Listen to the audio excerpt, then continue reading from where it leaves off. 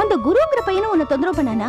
ஆமாக்கா, கொஞ்சம் அப்படி இப்படிதான் இருந்தான். அப்புறம் நான் அவன்கிட்ட பேசினேன். என் மனசுல படிப்பு மட்டும்தான் இருக்கு, வேற எந்த எண்ணமும் கிடையாது, என்ன தொந்தரவு பண்ணாதன்னு சொன்னேன். அதுக்கப்புறம் என்ன புரிஞ்சுக்கிட்டான். இப்ப நாங்க 2 பேரும் நல்ல ஃப்ரெண்ட்ஸ். என்னக்கா நீ எவ்வளவு கரெக்டா நடந்திருக்க. ஆனா நான் என்னமோ தேவையில்லாம கண்டபடி யோசிச்சு உன்னை சமயத்துல மூஞ்சில அடிச்ச மாதிரி பேசிட்டேன். எனக்கே வருத்தமா இருக்குடி. நீ எவ்வளவு நல்ல பொண்ணு பவானி. நீ தாண்டி அப்பாவுக்கு பெருமை சேர்க்க போற. ஆமா அது சரி, நீதான் இவ்வளவு தெளிவா இருக்கியே, அப்புறம் ஏன் அந்த ரமேஷ் விஷயத்துல மட்டும் குழம்பிட்ட? அக்கா, குருவுக்கு இருக்கிற அளவுக்கு புரிஞ்சுக்கிற தன்மை அந்த ரமேஷ்க்கு இல்லன்னு அக்கா எனக்கு தோணுது. குருவுக்கு சின்ன வயசுதான், ஆனாலும் என் மனசுல இருக்கிறத சொன்னவனே சட்டுன்னு புரிஞ்சுக்கிட்டான். இப்ப என்கிட்ட ஒரு நல்ல ஃப்ரெண்டா தான் பழகுறான். அவன் மனசுல துளி கூட வேற எந்த மாதிரி எண்ணமும் கிடையாது. அந்த ரமேஷ்க்கு அந்த அளவுக்கு பக்குவம் இல்லக்கா. பாரு, ஏதோ நான் சொன்னேன்னு உடனே நம்ம வீட்டுக்கு கிளம்பி வந்துட்டாரே. ஒருவேளை போஸ் மாமா இருந்து ஏதாவது பிரச்சனையா இருந்தா அத கூட யோசிக்காம இந்த ரமேஷ் சீக்கிரம் மாற மாட்டாருக்கா. அந்த ரமேஷால என் படிப்புக்கு ஏதாவது தொந்தரவு வருமோன்னு குழப்பமா இருக்கு. அடி போடி நீ வேற. இது பாரு பவானி, நீ சொல்றதெல்லாம் கேட்டுட்டு நான் இப்ப முடிவா சொல்றேன். அந்த ரமேஷ் எப்படி வேணா இருக்கட்டும், உன்னோட தைரியத்துக்கும் தெளிவுக்கும் முன்னாடி அந்த ரமேஷ் ஒரு தூசடி. இவ்வளவு நடந்ததுக்கு அப்புறமும் அவன் வம்பு பண்ணானா அவன் ஜாதகம் அப்படிதானே விட்டுற வேண்டியதுதான். அப்புறம் அவனுக்கு மாமா வழிதான் சரியா வரும், அடி உததான். இதான்க்கா, இந்த மாதிரி ஏதாவது பிரச்சனை வரும் தெரிஞ்சுதான் இத்தனை நாள் உங்ககிட்ட சொல்லாம மறைச்சேன். அந்த ரமேஷோட அப்பா ஆத்தா பண்ண புண்ணியந்தா பவானி இத்தனை நாள் நீ இதை மறைச்சது.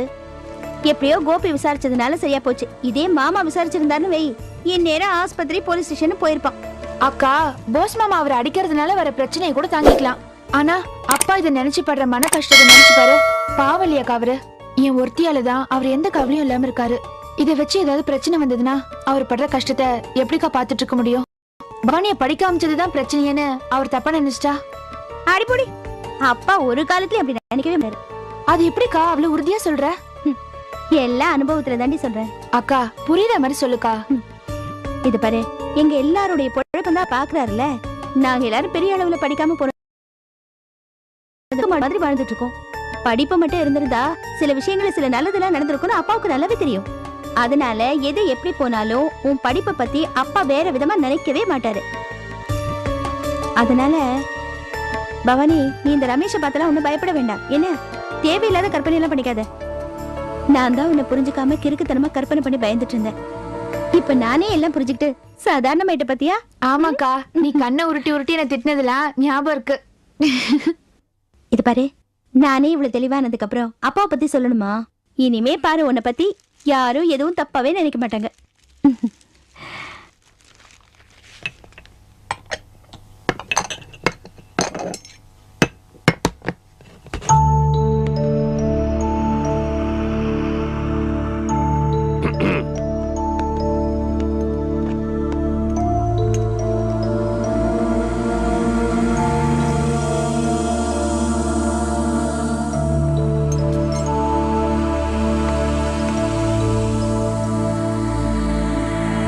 என்னங்க?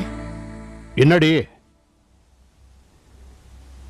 ரமேஷ் ரொம்ப மனம் வெறுத்து பேசுறாங்க. அவன் வேற யாரையும் கட்டிக்க மாட்டான் போல இருக்கு. கட்டிக்கலன்னா போராண்டி விடுறி. இது என்னங்க பேச்சு? அவன்கிட்ட நான் ரொம்ப தூரம் பேசிட்டேன். எப்படியாவது பவானிய கல்யாணம் பண்ணி வைங்கன்னு கெஞ்சுறான். அப்பா கிட்ட பேசுமான்னு புலம்புறாங்க. ரொம்ப பாவமா இருக்குங்க. இந்த மாதிரி நான் அவனை பார்த்ததே இல்ல. ஏண்டி, இதுல எவ்வளவு பிரச்சனை இருக்குன்னு உனக்கு தெரியாதா? இதெல்லாம் ஒத்து வராதுரி. நீங்களே சொன்னா எப்படிங்க? எனக்கு கல்யாணம் பண்ணி வைங்க, நீங்க தான் உதவி செய்யணும்னு கெஞ்சுறான். ஓஹோ, ஏண்டி இவன் கொஞ்ச நெஞ்ச பிரச்சனை அடி பண்ணிருக்கான். முதல்ல மாணிக்கத்துக்கிட்ட சண்டைய ஆரம்பிச்சான். அப்புறம் அப்படியே தொட்டு தொட்டு அவன் சகலன்னு இவன் சண்டை போடாத ஆளுங்களே இல்லங்கிற அளவுக்கு ஆயிப்போச்சு. சரி, அதெல்லாம் இருக்கட்டும். இந்த பய வயசுன்னா அந்த பொண்ணு வயசு மனசுதான் வேணும். நம்ம வசதிப்படி நாம பேசக்கூடாதுரி. அந்த பொண்ணு பாவம் காலேஜ்ல படிக்குது. காலேஜ் படிக்கிற பொண்ணை போய் நாம கட்டி வைங்கன்னு கேட்டா அவங்க எப்படி ஒத்துப்பாங்க? ஆ? ஏற்கனவே இவனை பார்த்தாலே ஒதுங்கி போற அளவுக்கு தான் இவனை நடந்துட்டு இருக்கான். அது மட்டும் இல்லடி, இவனை கண்டாலே அவங்க வீட்டுல எல்லாருக்கும் எரிச்சல் தாண்டி வரும். இது பார், இதெல்லாம் சரியா வரும்னு எனக்கு தோணல. என்னங்க இப்படி பேசினா எப்படிங்க? ஏண்டி, இவன் லவ் பண்றது பிடிக்காமலா நான் இந்த மாதிரி எல்லாம் பேசிட்டு இருக்கேன்? இதெல்லாம் நடக்காதுரி. இவனால வேற யாரையாவது லவ் பண்ண சொல்லு, நாம கல்யாணத்தை பண்ணி வைப்போம். கரெக்டா சிக்கலான பொண்ணை தேர்ந்தெடுத்தா எப்படி? என்னங்க, நான் நிறைய பேசிட்டேன். அவன் ரொம்ப வைராகியமா இருக்கான். இவதான் அவன் மனசுல இருக்காளாம். அவன் மனச மாத்திக்க மாட்டாங்க. நீ என்னடி அவன மாதிரி புரியாம பேசிட்டு இருக்க? மாணிக்கம் சிதம்பரத்தோட மாப்பிள்ள. இவன் மாணிக்கத்தோட தங்கச்சியை ஏமாத்தி இருக்கான். அவன் தம்பியை அசிங்கமா பேசி 4 ஆளை வச்சு அடிச்சிருக்கான். அவங்க அம்மாவை நடு ரோட்ல போட்டு உதைச்சு சண்டை போட்டு பெரிய அசிங்கமே நடந்திருக்கு. இவ்வளவெல்லாம் நடந்ததுக்கு அப்புறம் அந்த குழந்தையால இவன் கல்யாணம் பண்ணிக்க போனா அவன் அருவாளை வச்சு இவனை வெட்ட வர மாட்டானா? ஏங்க, அதெல்லாம் வேற வேற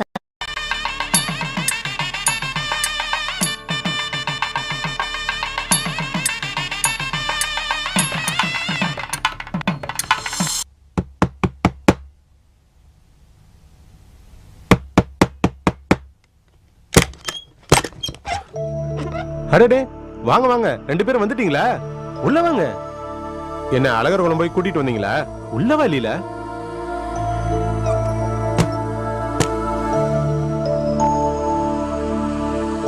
என்ன எதுவும் பேச மாட்டேங்கிறீங்க? ஒரு போன் பண்ணி தான் நானே வந்து கூட்டு வந்திருப்பேன்ல. இப்படி நேரம் கட்ட நேரத்துல வந்திருக்கீங்க. என்ன சாப்பிடுறீங்க? காஃபி டீ ஏதாவது போட்டுமா? என்ன நான் கேட்டுட்டே இருக்கேன், நீங்க பதில் எதுவும் பேசவே மாட்டேங்கிறீங்க. என்னடா இவன் அநியாயத்துக்கு பவியம் கட்டுறேன்னு பாக்குறீங்களா? அது வேற ஒண்ணும் இல்ல. 2 பேரும் ஒரு வழியா பெரிய மனுஷ பண்ணி திரும்பி வந்திருக்கீங்கல்ல, வந்தவங்கள வாங்கன்னு உபசரிக்க வேணாமா? நான் அப்படி செய்யலன்னு வச்சுக்கோங்க, மறுபடியும் ஏதாவது என் மேல குத்தத்தை கண்டுபிடிச்சு கோச்சிட்டு போயிட்டீங்கன்னா, அதனாலதான் இந்த மரியாதை எல்லாம். காலம் அப்படி இருக்கு.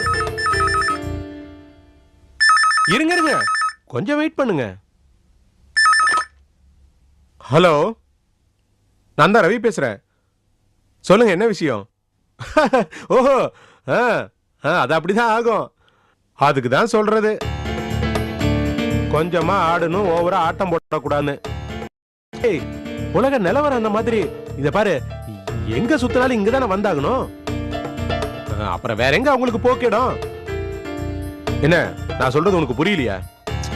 அதாவது உன்னோட லெவல் என்னன்னு தெரியாம துள்ளாதுன்னு சொல்றேன். எத்தனை நாளைக்கு தான் மத்தவங்க உன்னை வச்சு தாங்குவாங்க? என்னது ராங் நம்பரா? இப்ப என்னையா கெட்டு போச்சு? நல்லது யாரு சொன்னாலும் கேட்டுக்க வேண்டியதானே? ஓசில அட்வைஸ் கிடைக்குது இல்ல? போனவையே ராங் நம்பரா? நான் சொன்னதெல்லாம் ரைட் மெசேஜ், ஆனா ராங் நம்பரா. என்ன 2 பேரும் வெளியூர் போய் வந்துட்டீங்களா? மாறி மாறி பேசி என்ன டார்ச்சர் பண்ணுவீங்க. இப்ப அதெல்லாம் என்னாச்சு? லீலா, அன்னைக்கு உன்னை வந்து போஸ் வீட்டுல கூப்பிட்டப்ப நீ என்ன சொன்ன? எங்க அப்பாவை கேட்டுதானே நான் வருவேன்னு சொன்னேன். இப்ப இந்த வீட்டுக்குள்ள உன்னை சேர்க்கலாமா வேண்டாமான்னு எங்க அப்பாவை கேட்டுதான் நான் சொல்லணும்.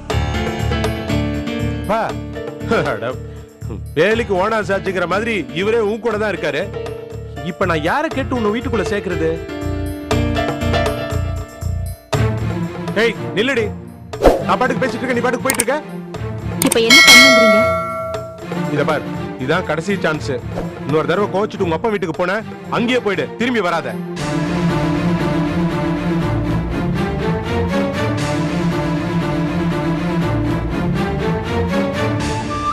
ரெண்டு 3 நாள் நிம்மதியா இருந்தல்லமா? இதெல்லாம் பழகி போனது தானம்மா. என்ன பண்றது?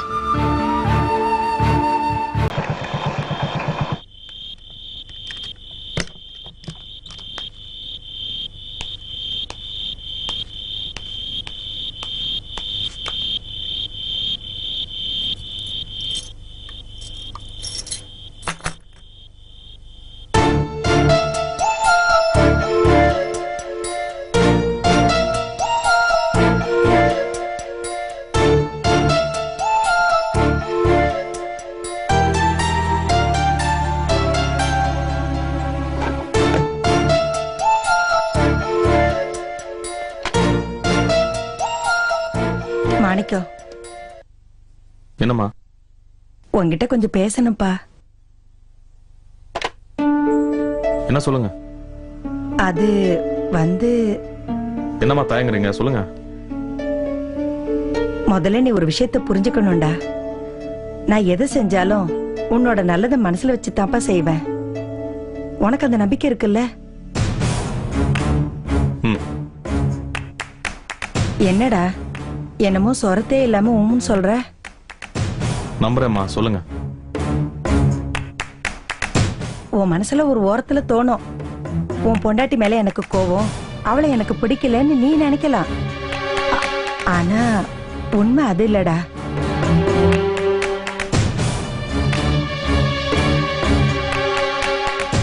அவ இந்த வீட்டுல வாழ வந்தவ, இந்த வீட்டோட வாரிசை பெத்து கொடுத்தவ.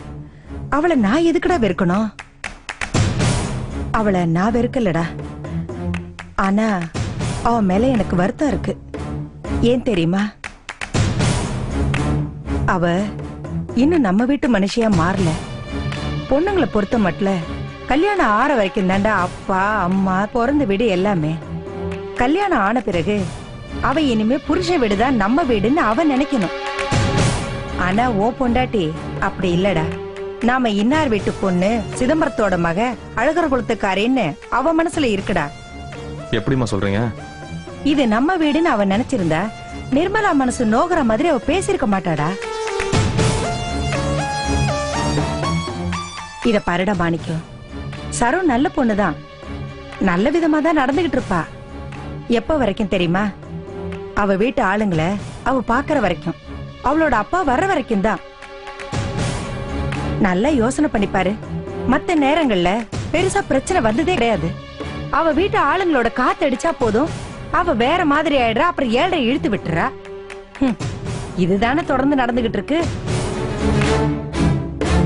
இவ ஒழுங்கா இருந்தா கூட அவ வீட்டு ஆளுங்க எதையாவது பேசி கிளப்பி விட்டுருவாங்க. இப்ப கூட பாரு, இதுதான் சாக்குன்னு கிளம்பி அழகர் குளம் போயிட்டா. அந்த வீடுன்னா அவளுக்கு உயிர். நீ வேணா எழுதி வச்சுக்கோடா. நாம மட்டும் கண்டுக்காம விட்டுட்டோன்னு வச்சுக்கோ, அவ கடைசி வரைக்கும் அங்கே தாண்டா இருப்பா. அவ தன்னோட வீடு அழகர் குளத்துலதான் இருக்குன்னு அவ நினைச்சுக்கிட்டு அங்கேயே இருக்கலாம். ஆனா நாம அப்படியே விட்டுற முடியுமா? என்ன இருந்தாலும் இந்த வீட்டோட மருமக நம்ம நடராஜ பெத்தவ இல்லையா? அவளை அப்படியே விட்டுற முடியுமா? பாவம் இல்ல? ஏற்கனவே என்ன பாவம் பண்ணேனோ பல விதங்கள்ல நொந்து போயிருக்கேன். இதுல இந்த பாவம் வேற சேரணுமா? வேண்டாப்பா. அவளை வர சொல்லி தகவல் அனுப்பு. ஆமா. ஆமாப்பா, அவ வரட்டும். ஏதோ இனிமே படி ஏறக்கூடாதுன்னு ஒரு கோவத்துல சொல்றது தானே. ஆனா அதுக்காக அப்படியே விட்டுற முடியுமா? அவளை வர சொல்லி சொல்லிவிடு. சரிம்மா. டேய், இத பாரு, நீ போய் கூப்பிட வேண்டாம். அது உனக்கு கௌரவமா இருக்காது. நீ எப்பவுமே ஒரு கெத்தோட தாண்டா இருக்கணும். இத பாருடா மாணிக்கம், இன்னொன்னு சொல்றேன் கேட்டுக்கோ. இந்த வீட்ல நாம நிம்மதியா இருக்கணும். உன் பொண்டாட்டி இங்க வரணும்.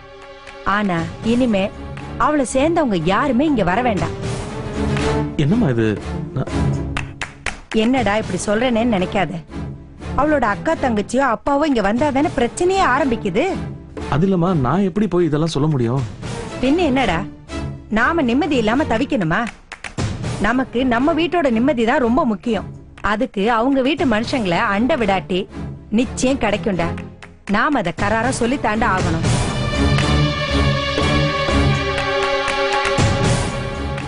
இத பாருடா மாணிக்கம், தயங்காம இத சொல்லிடு. நீதான் முக்கியம்னு அவ நினைச்சா அவ இதை ஏத்துக்கிட்டு தாண்டா ஆகணும். சொல்லி அனுப்பு, வரட்டும். பாப்போமே, நானும் தான் தெரிஞ்சுக்கிறேனே என் மருமக பாசம் எந்த அளவுக்கு இருக்குன்னு.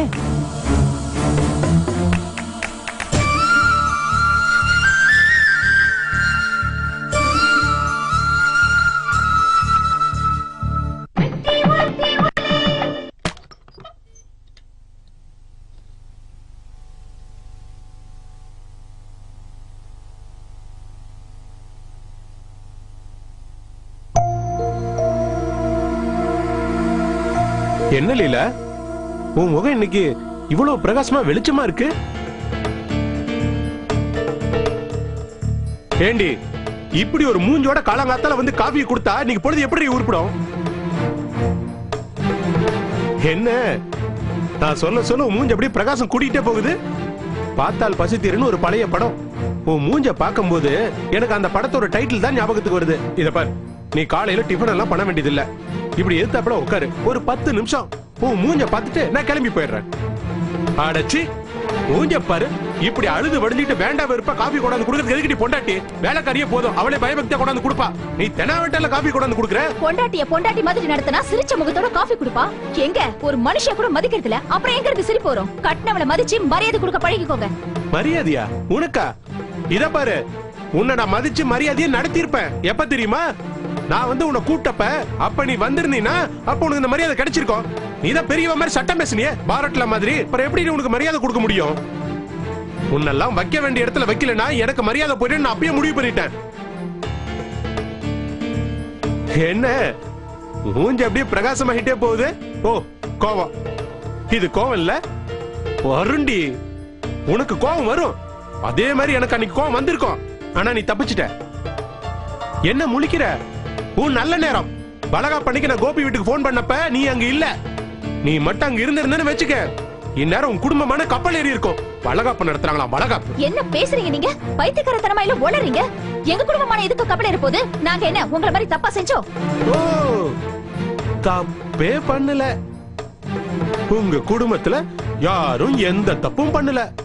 நீங்களும் எந்த தப்பையும் மறைச்சதில்ல.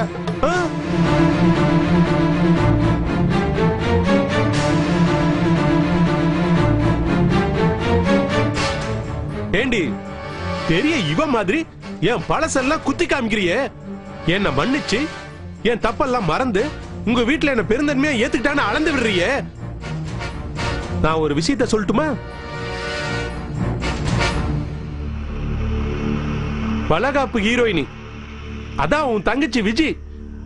அவ மேட்டரை நான் மறந்து மன்னிச்சு வெளியில சொல்லாம எவ்வளவு பெருந்தன்மையா இருக்கேன். இதுக்கு நீங்க எவ்வளவு தூரம் எனக்கு மரியாதை கொடுத்திருக்கணும். ஏங்க ஏன் இந்த மாதிரில பேசுறீங்க? இங்க பாருங்க, உங்க கோபம் ஆங்காரம் இதெல்லாம் என்கிட்ட காட்டுங்க. பாவம் விஜி, அவளோட வாழ்க்கையில விளையாடாதீங்க. அவ உங்களுக்கு என்ன கெடுதல் பண்ணா? இதுக்கு தான் எதையுமே கொஞ்சம் யோசிச்சு பேசணுங்கிறது. நீ என்ன பத்தி பேசுறதுனால தான் நான் இதெல்லாம் பேச வேண்டியதா இருக்கு.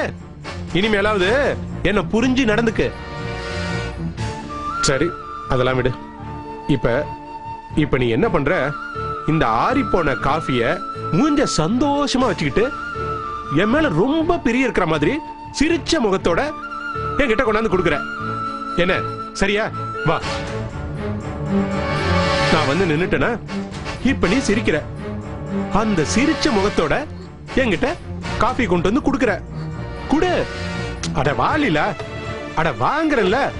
சிரி, அட வாங்குறல்ல. என்ன லீலா சிரிக்க சொல்ல அழுதுகிட்டு இருக்க? ஐயோ, சிரிச்ச முகத்தோட கொண்டு வந்து குடு காஃபிய. இத பாரு, நீ மலை மாதிரி என் மேல பாசத்தை பொழிஞ்சினா தான் நான் தேவையில்லாத சங்கதி எல்லாம் மறக்க முடியும். எங்க சிரி சிரி சிரி, வா சிரி லீலா, வா வா வா வா வா வா. ஐயோ, என்னது அழுக அதிகமாயிட்டே போகுது?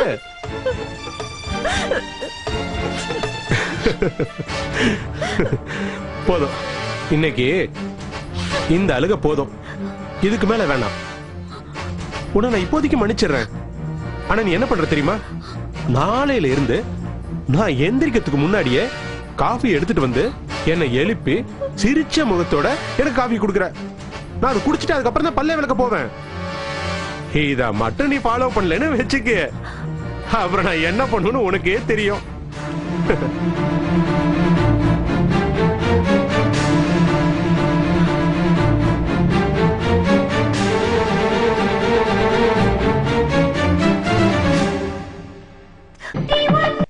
நீங்க சொல்றது எனக்கு தெளிவா புரியுது சார். அருமையான திட்டம், சூப்பர் சான்ஸ். ஆனா அது எங்க கோபியால முடியாதே. இத பாருங்க சார், நான் பெருமைக்காக சொல்ல, பிசினஸ் பொறுத்த வரைக்கும் எங்க கோபி ரொம்ப கெட்டிக்காரன். அதாவது இந்த பிசினஸ் சமூகத்துல பெரிய அந்தஸ்து புகழ் எல்லாமே ஓகே தான். ஆனா நம்மால ஒரு ஃபேமிலி பேடாச்சே, குடும்ப பறவை. குடும்பம்னா அவன் சம்சாரத்தை சொல்றான் சார். அவனுக்கு தெரிஞ்சது சின்ன உலகம், 2 எழுத்து, விஜி விஜி, சின்னஞ்சிறு உலகம் சார்.